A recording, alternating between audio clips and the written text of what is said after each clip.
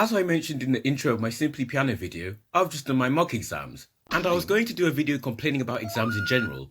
However, when it actually came to the exams, some drama kicked off in my year group, and I don't usually like to get involved with drama, so I usually try and stay well away from it. But I felt like discussing this one in particular, A, because of the sheer size of the reaction, and B, because if you ask me, this was undoubtedly the most pointless drama I have ever witnessed, and hopefully you'll soon see why. So with that, I present to you the colossal drama which kicked off at my school, and why it was a complete waste of time.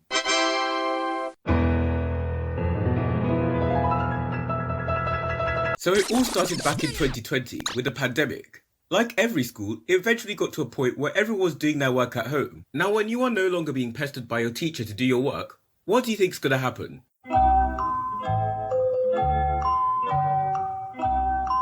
Exactly. People aren't going to bother.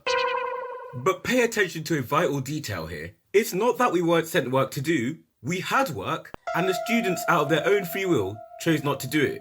Alright? Excellent, so let's move on.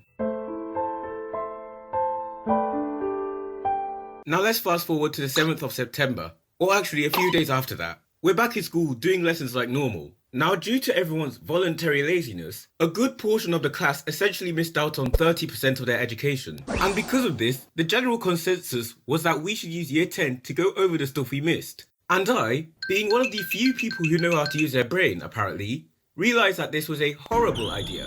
And here's why I thought so.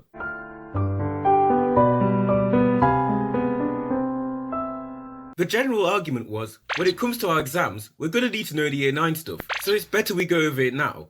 And this argument, whilst it is most certainly valid, didn't hold up for two reasons. A, it's not like we weren't taught, just no one could be bothered to pay attention. It's like having a kid who never pays attention in class and then forcing the whole class to redo the curriculum. So for that reason, it seemed a bit rational to make us repeat those units during lesson time. And B, you say that we're going to need year 9 stuff in the exams, but we're also going to need year 10 stuff as well. So pragmatically, you haven't actually solved the problem at all. So here's what I suggested. Instead of wasting lesson time revisiting everything that we missed, let's just continue with doing year 10 work, and for anyone who's 14 and somehow still struggles at expanding brackets, give them some resources or something and let them do the work in their own time. Because the way I see it, it only seems logical that we do the stuff we're meant to do in lessons in lesson, and the stuff we meant to do at home, right?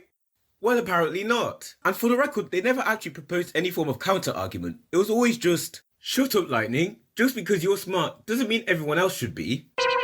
So not only is that not relevant whatsoever, but I could pretty much make the same argument just as easily. Like if I were to look at you and say, shut up, just because you're stupid doesn't mean everyone else should be, I can assure you, you would be fuming. But anyway, the teachers agreed that yes, we will use year 10 to catch up on year 9 work. So I said, alright, you know what, fine. But when this bites you in the back, I don't want to hear you lot complain, alright?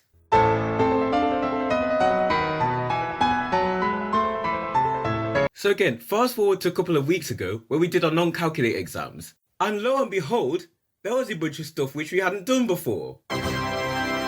Now I for one didn't have much of a problem because I, again, being one of the few people who can think, went home and looked up some of the content we were meant to cover. However, as per my expectations, a lot of people did struggle with the test. And when this did happen, I thought they'd at least realise that covering year 9 work in year 10 was a bad move. Just look at this through the eyes of reason. When your method fails, you should at least accept that your method was faulty, right?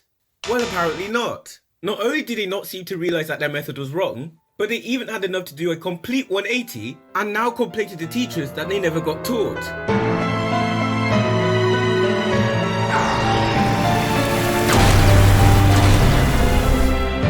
What are you doing? The very same people who complained about my suggestion were the first people to complain that they didn't cover those topics. Idiots. And it gets worse. So I then say to them, to be fair, it's your own fault that the teachers had to spend time teaching us year 9 work. And guess what their reply was? Shut up, Lightning. Just because you're smart doesn't mean everyone else should be. Literally, the same excuse they used to slander me, they're now using to essentially prove my point. What a bunch of absolute spanners. Even an inbred moron like yourself should be able to see that you're contradicting yourself here. If you're gonna be a wanker, at least be consistent. Actually, you know what? I quite like that phrase. Might start saying it more often. In fact, I might even put that in my description.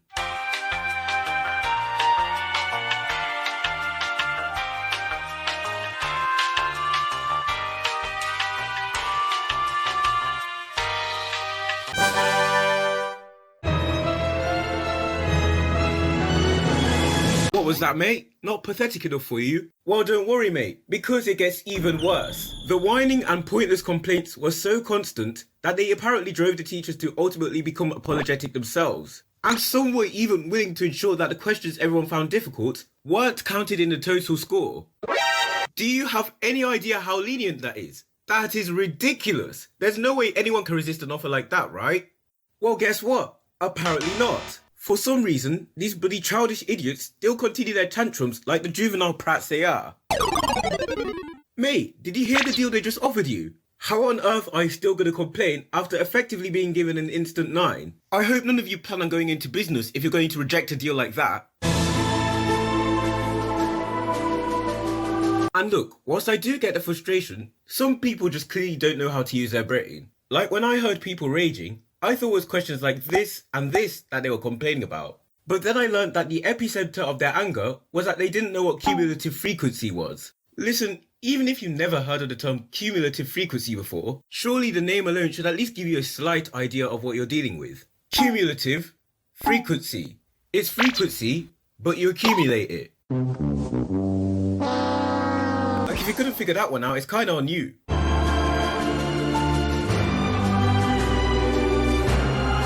And not to mention, right, you talk as if them teaching it you would make any difference. Because let's be honest for a second, odds are you're probably going to get it wrong anyway. I mean, it's not like the people who are complaining are particularly smart or anything. At best, you might cop an additional 3 marks or something, but nothing noteworthy.